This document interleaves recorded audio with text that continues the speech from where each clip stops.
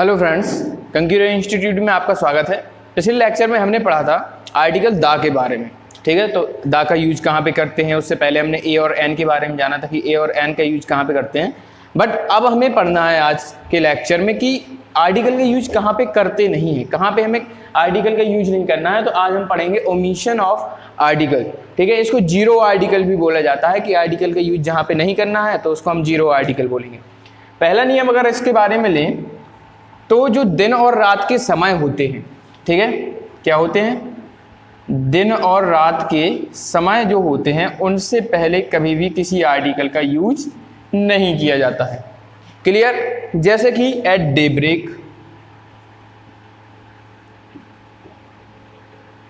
ठीक, तो इनसे पहले हम किसका यूज करते हैं, एट का यूज करते हैं, बिफोर का यूज करते हैं, ठीक है, आफ्टर का यूज करते हैं। इनके साथ दा का यूज नहीं किया जाता है।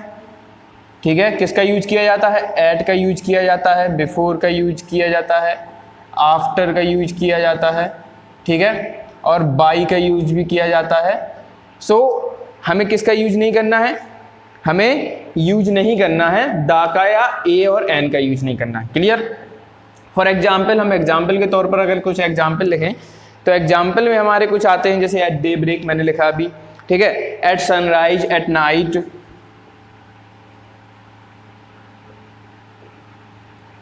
ठीक, सनराइज यानी कि दिन के समय में ही आता है, सुबह सूर्योदय का समय। एट नाइट,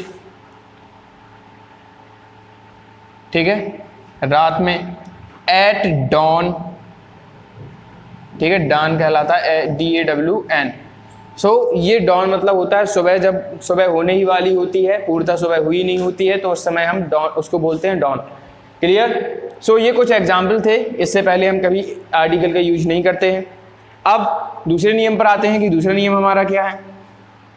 सो जो दूसरा नियम है वो कहता है कि कुछ ऐसे शब्द होते हैं, ठीक है, कुछ पर्टिकुलर ऐसे शब्द होते हैं जिनसे पहले हम कभी किसी आर्टिकल का यूज नहीं करते हैं। ठीक, कुछ विशेष कंडीशन होती है जब उससे पहले आर्टिकल का यूज किया जाता है। बाकी अगर हमारा वाक्य सिंपल फॉर्म में है तो हम उसके लिए हम किसी भी आर्टिकल का यूज नहीं करेंगे। जैसे कि स्कूल, ठीक है, मार्केट, स्कूल हो गया, मार्केट हो गया, ठीक। फिर इसके बाद है college,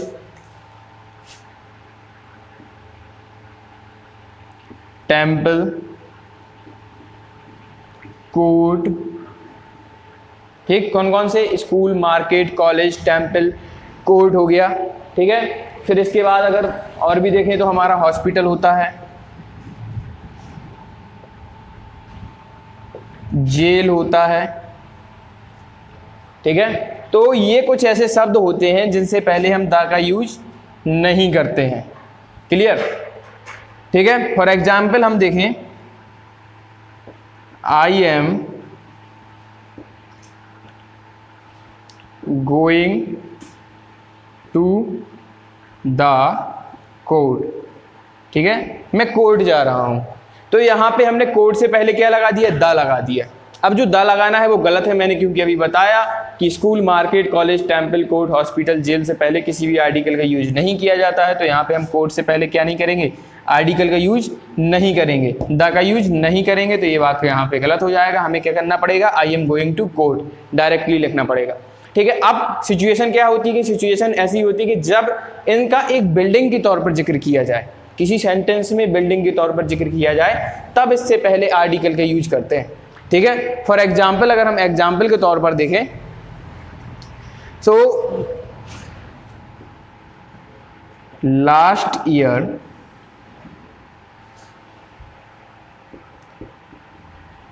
the government ordered to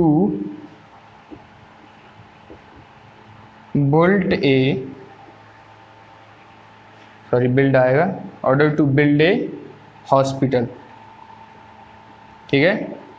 यानी कि पिछले साल सरकार ने एक अस्पताल बनाने का आदेश दिया।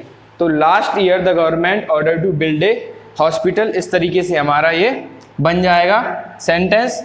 ठीक, अब क्यों, क्यों इसके आगे ए लगा हुआ है? तो ए इसलिए लगा हुआ है क्योंकि एक बिल्डिंग के रूप में जिक्र हुआ है, एक अस्पताल बनाना है, इस वजह से हमने इससे पहले ए लगाया है। बाकी अगर सिमिलर यूज में इस तरीके से आएगा तो हम उसमें आर्टिकल का यूज नहीं करेंगे, इस बात को याद रखिएगा, ये इंपॉर्टेंट रूल है। चलिए इसके बाद आते हैं हम अगले रूल पर। अगला जो नियम है हमारा, अगला नियम है हमारा ट्रांसपोर्टेशन से, ठीक है, यानी कि जितने भी यातायात के वाहन होते हैं, तो अगर वो यातायात के साधन के रूप में यूज हो रहे हैं, किसी भी सेंटेंस में उसी अर्थ में यूज हो रहे हैं, जैसे कि हम बस से जाते हैं तो I am going to the school by bus, इस तरीके से अगर सेंटेंस बोला जाए तो यहाँ पे हम बाई द बस नहीं करेंगे। किसी भी वाहन से पहले हम द का यूज नहीं करते हैं जब उसका यूज कैसे हो, साधन के रूप में यूज हो। सो फॉर एग्जाम्पल कौन कौन से वाहन, जैसे कि मैं लिख दूं Ram is going to school by, अब इसमें बस हो, ठीक है, ट्रेन हो, शिप हो, ठीक, या कोई भी यातायात का साधन हो, कार हो, ठीक है, टैक्सी हो, सो एनीथिंग, कुछ भी हो सकता है। तो अगर इस अर्थ में यूज हो रहा है कि ट्रैवलिंग के अर्थ में यूज हो रहा है कि हम उससे ट्रैवलिंग कर रहे हैं, ठीक है, यात्रा कर रहे हैं, तो हम उस टाइम पे हम उसके पहले क्या आर्टिकल का यूज नहीं करेंगे। लेकिन अगर ये ट्रैवलिंग के अर्थ में यूज नहीं होता है तब हम आर्टिकल का यूज करते हैं, जैसे कि my father bot A car, ठीक है, my father bot A car, मेरे पिताजी ने एक कार खरीदी। तो यहाँ पे कार खरीदी है, यहाँ पे ट्रैवलिंग का अर्थ नहीं आ रहा है, यात्रा का अर्थ नहीं आ रहा है। सो इस वजह से हम यहाँ पे आर्टिकल ए का यूज करेंगे। क्लियर? चलिए इसके बाद आते हैं अगले नियम पर, जो कि हमारा अगला रूल है, उसके बारे में डिस्कस करते हैं।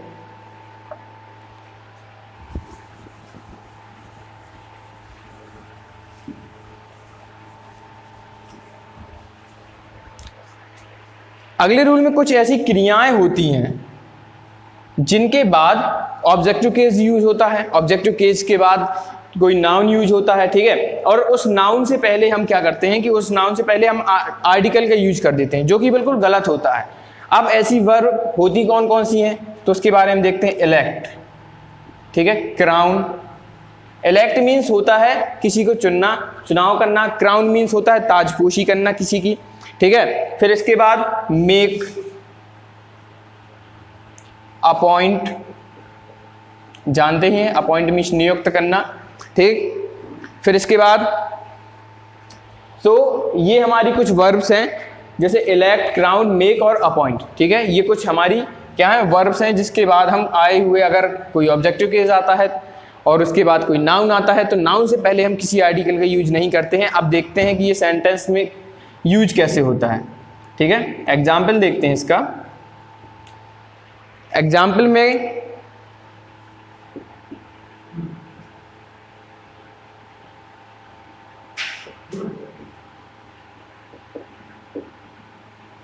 The chairman appointed him clerk, ठीक है, यानी कि चेयरमैन ने उसे क्या नियुक्त कर दिया, क्लर्क नियुक्त कर दिया। क्लियर? तो जो क्लर्क है वो हमारा नाउन है, अपॉइंट हमारा वर्ब यूज हुआ है यहाँ पे। अपॉइंट के बाद देखिए क्या आया है, ऑब्जेक्टिव केस आया है, ही का हिम, उसे नियुक्त किया गया है। तो हिम के बाद हम क्या नहीं लगाएंगे, ए नहीं लगाएंगे। गलती क्या मिलेगी आपको कि यहाँ पे ए लगा दिया जाएगा, ठीक है। अब ए लगा दिया जाएगा तो हमें अर्थ भी उसका कोई डिफरेंस पता नहीं चलेगा। जैसे कि the chairman appointed him a clerk, chairman ने उसे एक क्लर्क नियुक्त कर दिया। तो ऑफकोर्स हमें पता है कि हिम एक वचन है, तो हिम के बाद हमें ए लगाने की जरूरत नहीं है, ठीक है। तो यहाँ पे जो आर्टिकल का यूज है वो यहाँ पे बिल्कुल गलत है, तो आर्टिकल का हमें यहाँ पे यूज नहीं करना है। इस बात को बहुत ही इंपॉर्टेंट मान लीजिए। और ये वाला जो रूल है आपका ये बहुत ही इंपॉर्टेंट है, इलेक्ट, क्राउन, मेक, अपॉइंट, ये वर्ड याद कर लीजिए, ठीक है। अब आते हैं हमारे अगले नियम पर। अगला जो नियम है, अगला रूल हमारा कहता है कि जो बीमारियां होती हैं, कुछ फेस्टिवल्स होते हैं, पर्व होते हैं, कुछ ऋतुएं होती हैं, ठीक है, तो इनसे पहले दा का यूज नहीं करते हैं। अब जैसे कि बीमारियां कह ले हम, सो बीमारियां डिसीजेस कहते हैं, ठीक। फिर ऋतुएं या मौसम, ठीक है, और बीमारियां, मौसम, और अभी फेस्टिवल्स, हमारे त्यौहार, ठीक है। तो इनसे पहले द का यूज नहीं करते। क्लियर? जैसे कि कह दें the Diwali is a famous festival,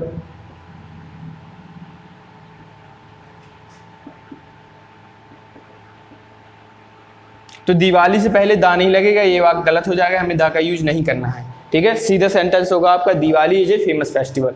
clear? अब इसके बाद बात करते हैं बीमारियों की। तो बीमारियों में कुछ ऐसी बीमारी होती हैं जिनसे पहले दा का यूज किया जाता है, तो वो बीमारियां आप इसके अपवाद लिख लीजिए कि अपवाद ऐसी कौन कौन सी बीमारियां होती हैं जिनसे पहले दा का यूज किया जाता है। तो वो बीमारियां लिखते हैं हम मम्प्स, ठीक है। फिर इसके बाद मीसल्स। मम्प्स मीन्स होता है गले में एक रोग हो जाता है, ठीक है, जिससे हमारा जो बोलने का कंठ होता है सो उसमें थोड़ा सा इन्फेक्शन पैदा हो जाता है, तो उसे मम्प्स बोलते हैं। मीसल्स चेचक होता है। क्लियर? फिर इसके बाद फ्लू, जुकाम जानते हैं आप, सो फ्लू से पहले दा का यूज किया जाता है, मम से पहले दा का यूज किया जाता है, मीसल्स से पहले दा का यूज किया जाता है। और एक और बीमारी होती है प्लेग, ठीक है, सो प्लेग से पहले भी दा का यूज किया जाता है। तो ये कुछ ऐसी बीमारियां हैं जिससे पहले दा का यूज किया जाता है। बाकी इन चार को छोड़ के, बाकी अगर किसी भी बीमारी के बारे में बात हो रही है, रिकेट्स, ठीक है, एक बीमारी होती है, तो अगर इसको छोड़कर अगर किसी भी बीमारी के बारे में बात हो रही है तो हम उससे पहले दा का यूज करेंगे, अन्यथा नहीं करेंगे, ठीक है।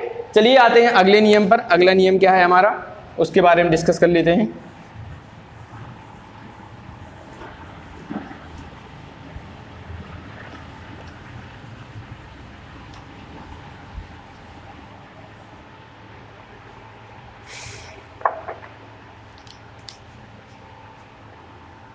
अगला नियम सीधे से याद रखिए कि किसी भी खेल के नाम से पहले, ठीक है, कुछ खेल होते हैं जैसे कि क्रिकेट हुआ, फुटबॉल हुआ, हॉकी हुई, तो किसी भी खेल के नाम से पहले दा का यूज नहीं करते हैं, आर्टिकल का यूज नहीं करते हैं। बहुत ही सिंपल है, याद रखना चाहिए। इसके बाद कुछ खाद्य पदार्थ होते हैं, खाद्य पदार्थों के नाम से पहले भी दा का यूज नहीं करते हैं। तो वो खाद्य पदार्थ जैसे ब्रेकफास्ट हो गया, लंच हो गया, तो इससे पहले हम दा का यूज नहीं करते हैं। द ब्रेकफास्ट नहीं करेंगे, द लंच नहीं करेंगे, ठीक है, या ए ब्रेकफास्ट नहीं करेंगे, ए लंच नहीं करेंगे। सो ये हमारे कुछ आर्टिकल के यूज होते हैं। और इसके बाद हम अगले अपने इंपॉर्टेंट नियम पर आते हैं। अगला इंपॉर्टेंट नियम है कि कुछ हमारे जोड़े होते हैं, ठीक है, जैसे कि फादर एंड सन, पिता और पुत्र, ठीक है, डोर टू डोर, दरवाजे से दरवाजे तक, ठीक है, विलेज टू विलेज,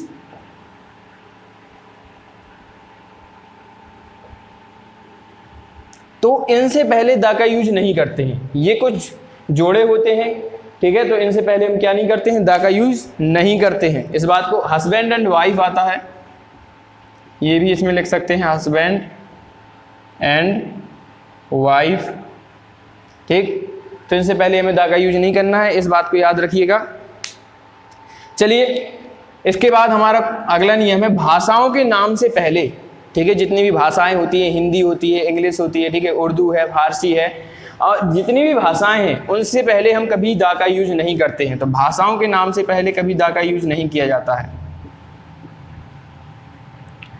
ठीक है, नाम से पहले दा का यूज नहीं किया जाता है। अब इससे समझ लीजिए दा का यूज हमें यहाँ पे नहीं करना है।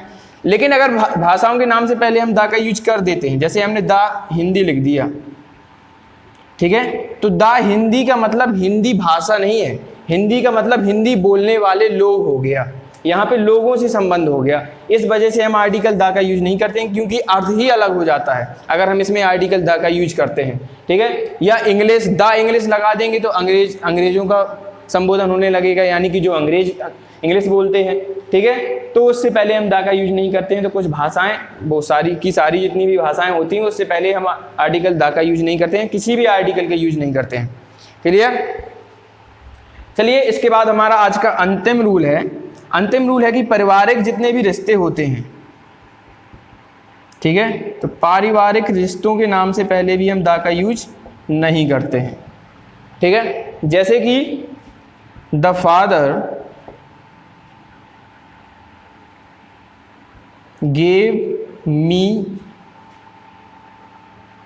ए कार। ठीक है, पिता ने मुझे एक कार दी, गाड़ी दी। तो यहाँ पे जो दा है वो हमें नहीं लगाना, क्योंकि यहाँ पे फादर का मतलब पिता से है, पारिवारिक रिश्ता है। ठीक है, तो इससे पहले हम क्या नहीं लगाएंगे, आर्टिकल द का यूज नहीं करेंगे। पारिवारिक रिश्तों के नाम से पहले भी आर्टिकल द का या किसी भी आर्टिकल का यूज नहीं करते हैं। सो ये थे हमारे ओमिशन ऑफ आर्टिकल, कि आर्टिकल का हमें यूज कहाँ पे नहीं करना है। अगर आर्टिकल से रिलेटेड आपको कोई भी डाउट है तो आप कमेंट बॉक्स में कमेंट कीजिए, और इस वीडियो को अगर आपको पसंद आई हो तो इसे लाइक करें, कमेंट करें और शेयर करें। चैनल को सब्सक्राइब करना ना भूलें। धन्यवाद।